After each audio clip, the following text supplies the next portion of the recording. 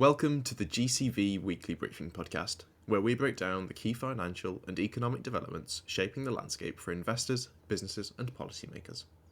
This week, we'll be covering four major stories, from the UK's surprise inflation spike and Bitcoin's new record high, to a surge in private investment across the country, and a review of the future of ISAs. Here's what investors need to know this week.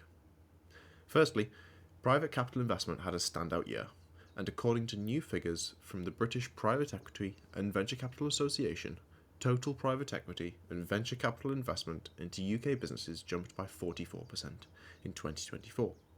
That's $29.4 billion, up from $20.4 billion in the previous year. What's especially encouraging is where this capital is going. Nearly 90% of the 1,600 businesses backed were small and medium-sized firms, and 2/3 of the jobs supported by investment are now outside of London.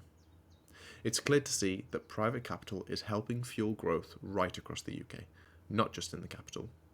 In fact, private capital now supports over 2.5 million jobs and contributes around 200 billion to the UK economy, or 7% of GDP, from 6% in 2023. Michael Moore, the BVCA's chief executive, summed up the importance of this shift in a recent statement. He said, "This industry's investment touches all four corners of the UK, but he also flagged a warning. To enable this level of investment to continue, it's really important that the government ensures that the UK remains an internationally attractive destination for private capital investment." Next, let's turn to inflation, because the latest data has caught many by surprise. UK inflation rose to 3.5% in April, up from 2.6% the month before. That's the sharpest increase in over a year, driven mainly by utility bills, transport costs, and council tax hikes. Water and sewage bills alone rose by 26%, the fastest increase since privatisation. Gas and electricity prices also rebounded, following changes to the off-gen price cap. This came as a shock to the Bank of England, which had forecast a more modest increase. It's also added pressure on businesses, which are already facing higher minimum wages and national insurance costs. According to the British Chamber of Commerce, 55% of companies now expect to have to raise prices. They called it a perfect storm, with firms balancing wage hikes, tariffs, and rising overheads. There's concerns that this will further delay interest rate cuts, which had been expected later this year. Monica George Michel from the National Institute of Economic and Social Research warned that these pressures could only mean one rate cut this year. ING analysts expect services inflation to ease from 5.4% to around 4.5% by the summer. The overall message is clear: inflation may stay higher for longer than expected. Moving on from inflation, for savers, there's some reassurance. The Chancellor, Rachel Reeves, confirmed that the annual £20,000 ISA allowance will remain in place for 2025/26. That said, a consultation is now well underway to consider possible reforms to the ISA market. The review could lead to changes in how ISAs are structured, particularly around cash ISAs, to encourage more investment into equities and long-term growth assets. Currently, ISA holders can spread their allowance across cash, stocks and shares, and the Innovative Finance ISA, with full flexibility between them, and that is a key part of their appeal. Reeves has made it clear that she wants people to invest for growth. She said, "At the moment, a lot of money is put into cash or bonds when it could be invested into equities. It's part of a broader strategy to encourage more retail participation in private capital markets, especially with 1.4 trillion currently sitting in ISAs. There's no firm changes yet, but the review signals potential movement, so investors should stay well alert on how this might evolve next year." Turning to our next story, Bitcoin's had a big moment.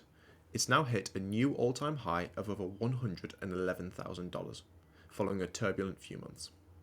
After reaching $109,000 in January, fueled by expectations of crypto-friendly policies under President Trump, Bitcoin dipped to around $75,000 just by April. That drop was partly driven by concerns over tariffs, but since then, the price has bounced back sharply. Institutional interest has played a major role in the rebound. One hedge fund, Strategy, now holds more than 500 million bitcoins, worth around 63 billion, and it's generated profits of over 23 billion. Regulatory developments have also helped. The White House has confirmed it would treat seized Bitcoin as an investment, though it stopped short of buying Bitcoin for national reserves. Meanwhile, legislative progress in the Senate and increased adoption from traditional finance firms has bolstered Bitcoin's position as a hedge. Nigel Green of Devan Group put it like this: in a world where sovereign credibility is fraying, investors are shifting decisively into assets that can't be diluted or manipulated. With events like Bitcoin 2025 in Las Vegas on the horizon, and more investors turning to alternative assets, the second half of the year could see momentum continue. Lastly, let's take a quick look at the US financial markets, where the S&P 500 is currently trading at around the same levels as last month. But that doesn't tell the full story, because it's been a volatile few weeks. Some analysts say that the recent bounce shows recovery is right on track, but others warn that it's just a short-term rally pointing to overbought conditions and broader uncertainty. Either way, the long-term view still holds. Staying invested tends to outperform trying to time the market.